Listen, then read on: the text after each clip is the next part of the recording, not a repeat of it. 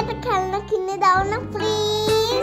একসময় নীলফামারীর সৈয়দপুর বাঙালিপুর এলাকার অর্ধ শতাধিক মানুষ জীবিকা নির্বাহ করতেন শিশুদের জন্য তৈরি করা বিভিন্ন কাঠের খেলনা সামগ্রী তৈরি করে। হাতে বানানো কাঠের ট্রাক আর ক্যারকেরি গাড়ি ছিল উত্তর জনপদের শিশুদের প্রধান খেলনা সামগ্রী। বিভিন্ন উৎসব পার্বণে গেলেই চোখে পড়তো এসব খেলনা। হঠাৎ প্রযুক্তির প্রসারে ঐতিহ্য হারানো কাঠের তৈরি খেলনার চাহিদা কমেছে বহুগুণ। সাথে এই পেশায় নিযুক্ত থাকা শ্রমিকদের অবস্থা হচ্ছে বেহাল। তেমনি একজন খেলনা সামগ্রী তৈরির কারিগর সেলিম উদ্দিনের সাথে কথা হলে তার ৩৫ বছরের এই পেশার অভিজ্ঞতা জানিয়ে বলেন, আগে ছিল মনে করেন যে 100% মাল বেচতাম, আর এখন 1 ভাগ মাল বেচা কিনা নাই, 4 ভাগের 1 ভাগ কমে গেছে। ওই প্রথম দিকে করে আসছি, আর কোনো কাজ থেকে বিদায় ধরে আছি, যা 10-20 টাকা আসতেছে ওটাই নিয়ে চলতেছি। ওই প্লাস্টিকের খেলনা, পাটিসের খেলনা, বহু রকমের খেলনা বাইরে হয়েছে এখন না, একবারে ব্যবসা খারাপ, ব্যবসা এবার নাই। আগে এই সময় আপনি আমার সাথে যে কথা কবার সুযোগ পাইতেন না, আপনি নিজে পালাই যেতেন। এই আজকে সারাদিনে একটা কাস্টমারে পাইছি। প্রিয় নাম্বার সেট করে বিকাশে সেন্ড মানি করুন ফ্রি। ইতিহাস থেকে জানা যায় সাধারণ মানুষের মাঝে ট্রাক, ক্যারকেরি গাড়ি, বাঁশের গাড়ি এবং ঢোল গাড়ি হিসেবে পরিচিত ছিল বেশ দারুণ। ঐতিহ্যের পহেলা বৈশাখ বা উৎসবের চাহিদা বাড়ত এসব কাঠের খেলনার।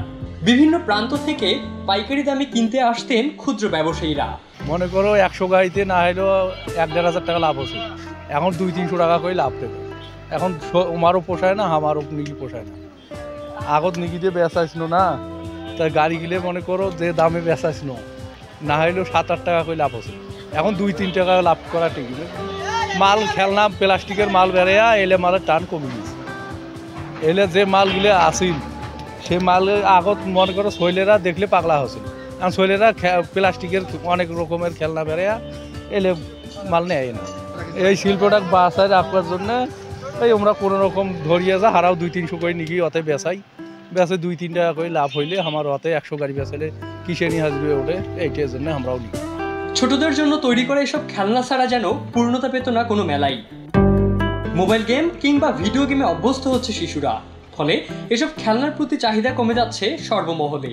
সময়ের সাথে হারিয়ে যাওয়া এই ঐতিহ্যের খেলনা কারিগররা বর্তমানে পার করছেন অলস সময়। পহেলা বৈশাখ কিংবা ঈদ আসলে যেখানে বেড়ে যেত কাজের চাপ, সেখানে এখন 100 গাড়ি বিক্রির সম্ভাবনা হারিয়েছে কয়েক বছর আগেই। এতে যেমন ঐতিহ্য হারাচ্ছে এই শিল্প, তেমনি খেলনা বানানো এই পেশা থেকে অন্য পেশায় যাচ্ছেন কারিগররা। শিশুদের খেলার সাথে এই খেলনা সামগ্রী এবং এই পেশায় নিযুক্ত কারিগরদের টিকিয়ে রাখা হয়েছে বর্তমান সময়ের দাবি। ইবনে সাইদ অঙ্কুর, চ্যানেল আই।